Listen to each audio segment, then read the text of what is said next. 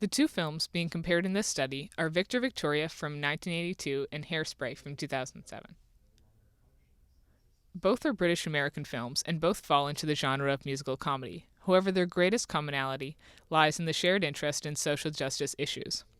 While the latter film deals with this in a more literal sense, one could argue that both films work to this end best through the positive and affirming representations of minorities. Despite their similarities, however, the time difference of 1982 versus 2007 does create two distinct cultural contexts, particularly when discussing human rights endeavors. Before discussing some of the specific themes and the devices used to portray them, it's important to note that these two films share certain techniques that aren't necessarily there to send a message to the audience. Due to the fact that both films are musicals, there's an obvious focus on sound during the song and dance numbers, but even outside of this, both films seem to have a greater awareness to sound. L-cuts and pleonastic sound are just two examples of some of these sound techniques employed by both films.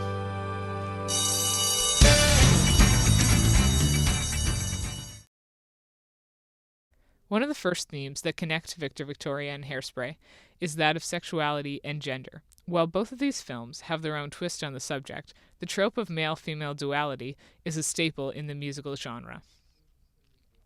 Though represented well in many facets, harmonies in musical numbers not to be excluded on that list, it's clearest for the audience to recognize gender through wardrobe choices. The two films are both set in a time period other than when they were made. The 1982 Victor Victoria is set in 1934, and the 2007 Hairspray is set in 1962. But the unconventional timelines have no effect on the similarly stringent clothing divide. Using wardrobe to represent male-female duality isn't a new concept to the musical genre either, but where both films stray from this traditionalist approach, they do it in the same way. For both films, the gender divide is overbearingly prevalent until the protagonist is introduced to the main minority character.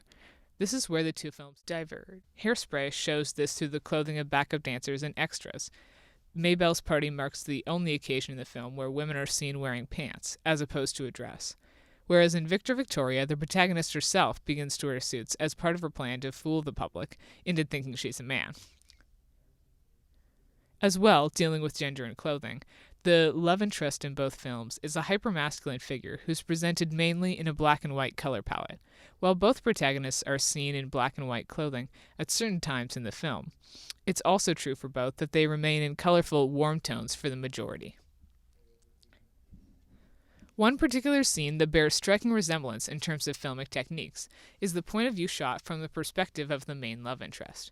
In both Victor Victoria and Hairspray, it's established through dialogue and/or song that the protagonist is lusting after the man in question early on, but the first scene where the audience sees these feelings reciprocated is through a point of view shot where the love interest is secretly watching them.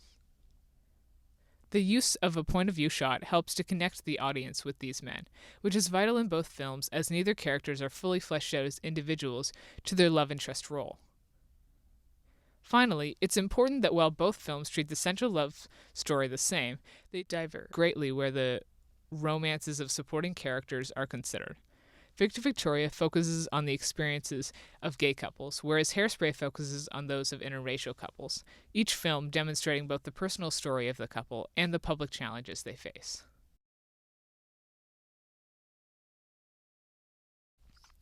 Secondly, both films focus around the theme of fame and an unlikely hero. Remaining faithful again to their roots in the musical genre, Victor Victoria and Hairspray both tell the story of the underdog who rises above all challenges to gain success and stardom. This theme is playfully modeled in both films through the use of lighting as mise-en-scène, as on several occasions, spotlights and shadows are used in homage to the Broadway roots of the genre. This Midsummer Night's Dream-esque story of a play within a play uses lighting in particular juxtaposition. During the characters' performances, the lighting is extreme and jarring, whereas during the rest of the film, the lighting is soft and evenly distributed.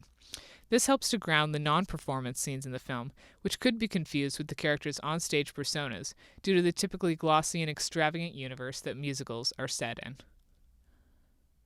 Also, to differentiate the characters' on- and off-stage scenes, the protagonists of both films are associated with the colors red and pink when performing. This also adds on to the theme of gender and sexuality, as it's often used in contention with the black and white male character. It's also used to express the passion felt by both protagonists about their craft, which helps to propel them forwards on their path to fame. When discussing the dynamics of the characters' performances versus the character's personal life, one must also consider in the musical genre songs which are performances and songs which are expository. Following the latter approach, Hairspray has a more traditional take on the genre in that all of the songs, whether part of a character's performance or not, is directly related to the plot. Victor Victoria has a different style in this regard. While the songs could be compared to the plot, they aren't ever specifically based on the story or characters.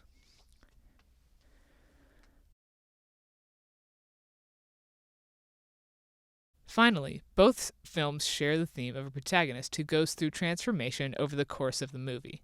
In both cases, high and low angle shots are used at key moments to demonstrate each protagonist's development. In Victor Victoria, it's dealing with the transformation of Victoria's gender, as in the beginning she's female, then pretends to be male, then pretends to be a female impersonator, then in the final act appears to settle comfortably with her identity as a male-presenting female. In Hairspray, the transformation is of Tracy going from childhood to adulthood in the Bildungsroman narrative, and eventually learning how to live her life with the guidance of adults she idolizes, rather than those she's expected to look up to. In the case of both films, the protagonist is seen through high-angle shots in the beginning, and by the end can be seen more prominently in low-angle shots, demonstrating both characters' success in becoming who they set out to be.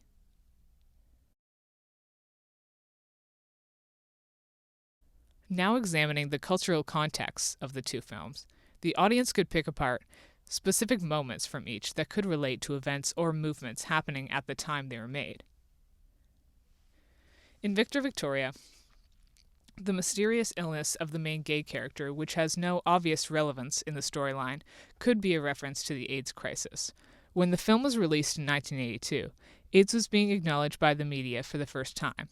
However, as it was hinted at in the film, there was no definitive information on it. Only the knowledge of some of the diseases to which subjects were made more susceptible, such as pneumonia, which is what Victoria suggests the character might have. Likewise, Hairspray's scene where peaceful black protesters run into conflict with the police could be a reference to police brutality. In 2007, the effects of police brutality in America were not especially better or worse than previous years, but as with AIDS in the early 80s, there was a generally heightened awareness of it in the media at the time. This reflected itself in entertainment media as well, and was manifested into films such as Hairspray.